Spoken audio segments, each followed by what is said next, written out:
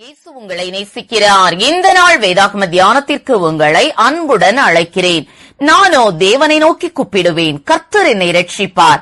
55ஆம் சங்கீதம் 16ஆம் வசனம். John Wesley என்ற தேவ ஊழியர் குறைந்தது 2 மணி நேரமாவது அதிகாலை வேளையில் ஜெபத்தில் தரித்திருப்பார். மேல் வீட்டின் பலகணிகளை திறப்பதுதான் எனக்கு முக்கியமான வேலை, கட்டாயமான வேலை என்றார். எனவே அவரால் நூற்றுக்கணக்கான சபைகளை ஸ்தாபிக்க முடிந்தது. ஜான் பிளெச்சர் தனது ஜெப அறையை தனது பெருமூச்சுகளாலே சுற்றி வருவதுண்டு. தரையில் உள்ள சிமெண்ட் தளம் உடைந்து போகும் அளவு முழங்காலிலே நடந்து கதறி அழுது ஜெபிப்பார். ஒரு முறை அவர் தன் நண்பனுக்கு கடிதம் எழுதும் போது, நண்பனே, உன்னுடைய வாழ்க்கை ஜெபமாயிருக்க வேண்டும் என்று நான் விரும்புகிறேன். உன்னை பார்க்க வரும்போது நீ ஜெபித்துக் கொண்டிருக்கிற நிலையில் இருப்பதையே நான் காண விரும்புகிறேன் என்று குறிப்பிட்டார். மேலும் ஜார்ஜ் வாஷிங்டன் அமெரிக்க துருப்புகளுக்கு தளபதியாக சென்ற போது அதிக நேரத்தை ஜெபத்தில் கழிப்பதுண்டு. தன் மேற்பார்வையின் கீழ் பணிபுரியும் சேனை வீரர்களின் சுகத்திற்காகவும் அவர்களுடைய குடும்பங்களுக்காகவும் அதிக நேரம் கண்ணீரோடு தனியாக முழங்காலில் நின்று ஜெபிப்பார்.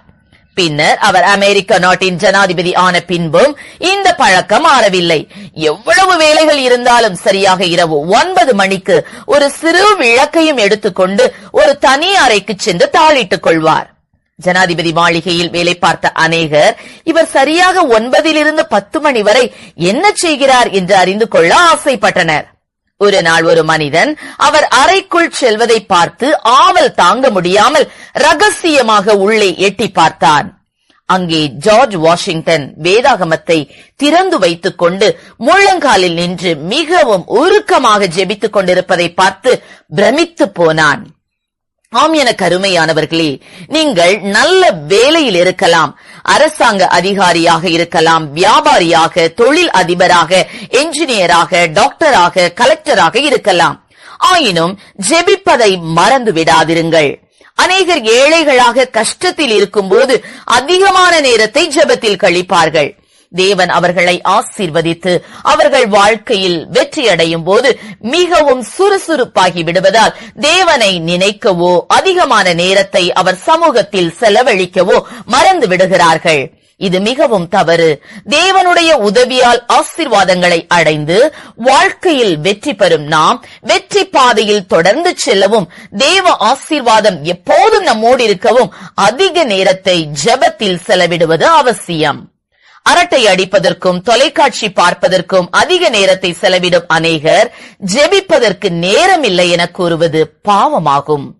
30 நாள் அளவும் தரியு ராஜாவை தவிர வேறு எந்த தேவனையோ மனுஷனையோ நோக்கி எவனாகிலும் விண்ணப்பம் பண்ணினால் அவன் சிங்கங்களின் கெபியில் போடப்பட வேண்டும் என கட்டளை போடப்பட்டு ராஜாவால் பத்திரத்துக்கு கையெழுத்து போடப்பட்டது.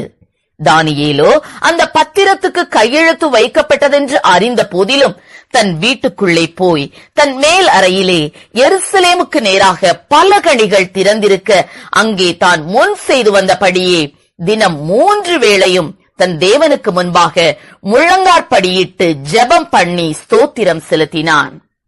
கர்த்தர் ஒரு பேழையை செய்யும்படி நோவாவிற்கு சொன்ன போது அதன் மேல் தட்டில் ஒரு ஜன்னலையும் உண்டு பண்ணும்படி கட்டளையிட்டார். ஆம், அது தேவனை நோக்கி ஜெபிக்கும்படியாக ஏற்படுத்தப்பட்ட பலகணியாகும். ஆம் பிரியமானவர்களே, சூழ்நிலைகள் சாதகம் இல்லாவிடினும் ஜெபிப்போ. ஜெபம் இல்லையே ஜெயம் இல்லை. ஜெப தூபம் அதிகமாய் எழும்பட்டும். கர்த்தர் தாமே நம்மை ஆசீர்வதிப்பாராக. ஆமேன். ஜெபம். எங்களை அதிகமாய் நேசித்து வழி நடத்துகிற எங்கள் அன்பின் பரலோக பிதாவே, இந்த நாட்களிலும் கூட அப்பா ஸ்தோத்திர ஆண்டவரே, எங்களுக்கு ஆண்டவரே ஜெபிக்கிற கர்த்தாவே ஸ்தோத்திர வரத்தை நீர் கொடுப்பீராக ராஜா. ஜெப ஆவியை எங்களை ஊற்றுவீராக ராஜா. ஆமென் ஆண்டவரே. ஜெபமே ஜெயம் என்று சொல்லி பார்க்கிறோம் ஆண்டவரே. தானியேலை போல நாங்கள் அப்பா ஸ்தோத்திர ஜெபிக்க, அப்பா இடைவிடாமல் ஜெபிக்க, ஊக்கமாய் ஜெபிக்க, கருத்தாய் ஜெபிக்க, போராடி ஜெபிக்க இயேசப்பா அப்படிப்பட்ட ஜெப ஆவியை ஒவ்வொரு பிள்ளைகளுக்கும் நீர் கொடுப்பீராக. ஜெபித்து ஜெயத்தை பெற்றுக்கொள்ள உதவி செய்யும், ஆசீர்வதியும். இயேசுவின் நாமத்திலே ஜெபிக்கிறோம் நல்ல பிதாவே. ஆமென்.